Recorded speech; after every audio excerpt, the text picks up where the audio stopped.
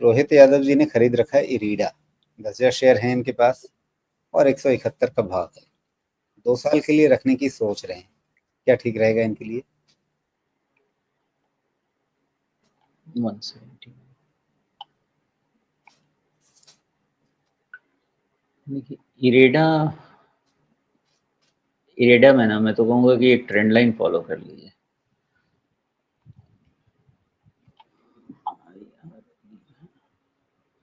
इसका टिकर ठीक है,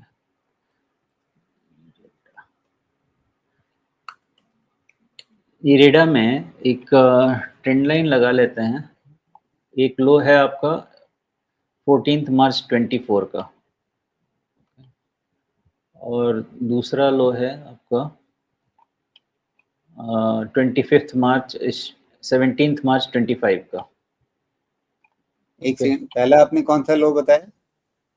पहला लो ले लेंगे 14 मार्च 24 का ओके।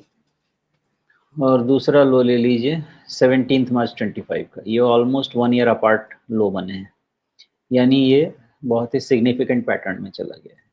ओके, एक बार अगर इसका मैं थोड़ा सा वैल्यूएशन समझ लूँ, 78, 89 ठीक है, मार्जिन तो बहुत ही है इनके पास, मुझसे कोई फर्क नहीं पड़ता। ओके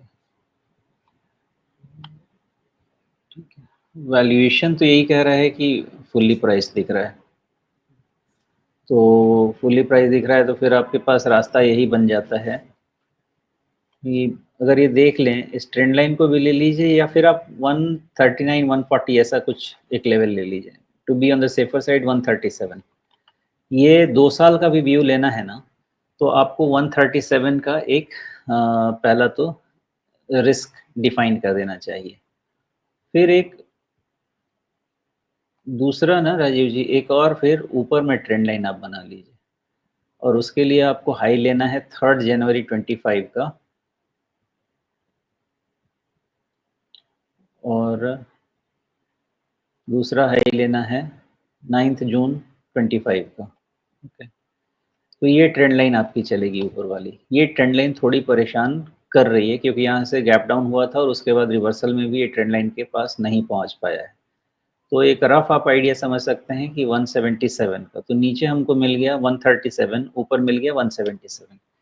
इरेडा का कोई भी होगा, ये मैक्सिमम इस कंसोलिडेशन में जाने वाला है, लेकिन ये 1 ईयर का ऑलमोस्ट कंसोलिडेशन करेक्शन कंप्लीट है, तो नीचे 137 के जाने की प्रोबेबिलिटी कम रहनी चाहिए।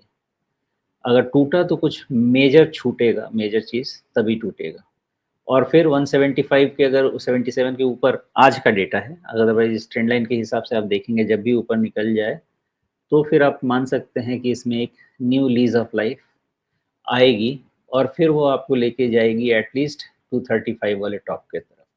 फिर वहाँ पे जी, देखेंगे क्या बात बनती है। 235 का टॉप जो है, यानी जहाँ से ये ट्रेंड लाइन हमने शुरू की है, जनवरी 2025 का टॉप। तो ये कहानी इसमें बन रही है कि एक तरह से ये ट्रायंगुलर पैटर्न बन रहा है और उसका आप कह रहे हैं कि ऊपर की ओर ब्रेकआउट होने की संभावना ज़्यादा है, क्योंकि नीचे वाली लाइन कटने की संभावना आपको कम लग रही है। हाँ, बिकॉज़ दोनों जो सपोर्ट है 1 ईयर अपार्ट है, तो जी। यानी most of the heat is out. अब आप जब इस पे रिट्रेसमेंट डालेंगे ना, तो रिट्रेसमेंट में 38% 200 के ऊपर 203 के आसपास आ रहा है। यानी ये निकलने के बाद भी 203 पे रुकना तो चाहिए।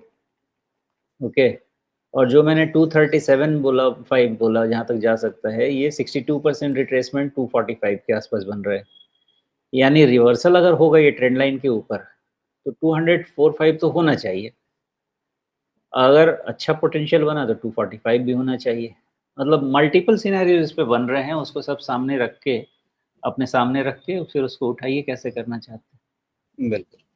तो रोहित जी, आपके लिए ये सारी स्थितियाँ सामने हैं, उनके हिसाब से अपनी रणनीति बनाइए। अब जैसा शोमेश अख्तर कहते हैं कि आपको एक बना-बनाया बाय सेल होल्ड वाला रिकमेंडेशन तो नहीं देते हैं, लेकिन आपके सामने पूरी तस्वीर रख दी है, उसके हिसाब से आप अपना फैसला कर सकते हैं, एक इन्फॉर्म्ड डिसीजन अपने स्तर पर लेना आपको चाहिए।